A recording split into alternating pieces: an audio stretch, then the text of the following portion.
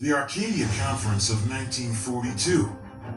The formation of the United Nations by the Tabernacles of Edom. Psalms 83 says they hate the Most High and they are his enemy. Psalm 83 verse 2 says this: For lo, thine enemies make a tumult, and they that hate thee have lifted up the head. The Edomites are known for their own gods. 2 Chronicles 25 verse 20. Edom persecutors of slavery. Obadiah 1 verse 1 says this: The vision of Obadiah. Thus saith Yahweh Elohim concerning Edom, We have heard a rumor from Yahweh, and an ambassador is sent among the heathen. Arise ye, and let us rise up against her in battle. Obadiah 1 verse 4 reads like this: Though thou exalt thyself as the eagle, and though thou set thy nest among the stars, thence will I bring thee down, saith Yahweh. Deuteronomy 28 verse 49 says this: Yahweh shall bring a nation against thee from far, from the end of the earth, as swift as the eagle flieth, a nation whose tongue thou shalt not understand. Any nation that had them in slavery must be Edom. A nation that is as swift as the eagle, that was prophesied to take the Israelites into captivity. This points to Edom. The Israelites wanted to be like the other nations and began to bow down and worship other gods and sinned against the Most High. Thus the curses fell on them, as prophesied in Deuteronomy 28 verse 68. Unbelievable how the book of Lamentation shows us that Edom will actually have the Israelites in captivity in the last days.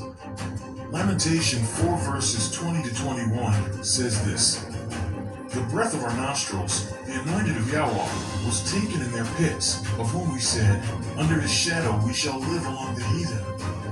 Rejoice and be glad, O daughter of Edom, that dwellest in the land of Uz. The cup also shall pass through unto thee, thou shalt be drunken, and shalt make thyself naked. This is none other than Edom, the perpetual enemies of the children of Israel, who holds them in captivity in the last days. Edom will receive the full wrath of the Most High once the curses are lifted from Israel and placed on Edom for the sins committed against the Most High's elect. Lamentation 4:22 says this: The punishment of thine iniquity is accomplished, O daughter of Zion. He will no more carry thee away into captivity. He will visit thine iniquity, O daughter of Edom. He will discover thy sins. Edom's reign is over, and the time for judgment has come. Edom will be heavily afflicted, while the Israelites will be exalted above all nations. 2 Esdras 6 verse 9 says this: For Esau is the end of the world, and Jacob is the beginning of it that followeth. Do you know which Edomite nations were involved in the transatlantic slave trade? Here are just some of the Edomite nations. It is extremely important that we know who the biblical Edomites are today. The battle of Esau versus Jacob is actually playing out in the end times. If we do not know who Jacob is and who Esau is, how can we understand what is actually happening in the last days? How can we truly understand what the prophecies are telling us? How can we understand the hatred and deceptions of Esau in the last days? The end-time battle of Esau versus Jacob. We determined that Esau mixed with the Romans who mixed with their neighbors, Jeremiah 49 verse 10. These are primarily the modern-day Europeans, Southwestern Asians, and North Africans.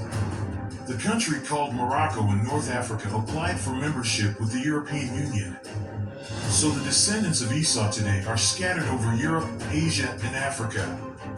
Having had his home in Mount Seir and Jordan means that Esau is also in the so-called Middle East. It is through the Edomite descendants of Europe in which the prophecies of the Bible are being played out. The fate of the house of Esau. Jeremiah 16 verse 19 says this: O Yahweh, my strength, and my fortress, and my refuge in the day of affliction, the Gentiles shall come unto thee from the ends of the earth, and shall say, Surely our fathers have inherited lies, vanity, and things wherein there is no profit.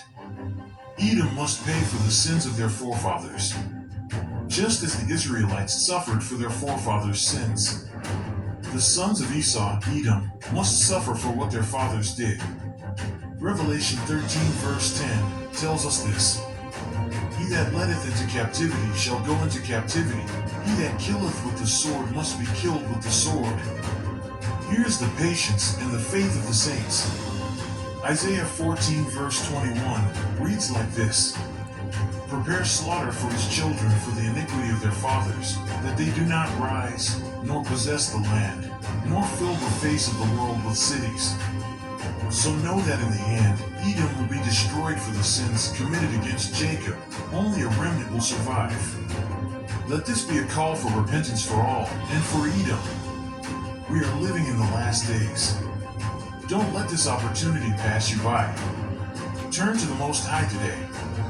Your reward awaits you, Most High.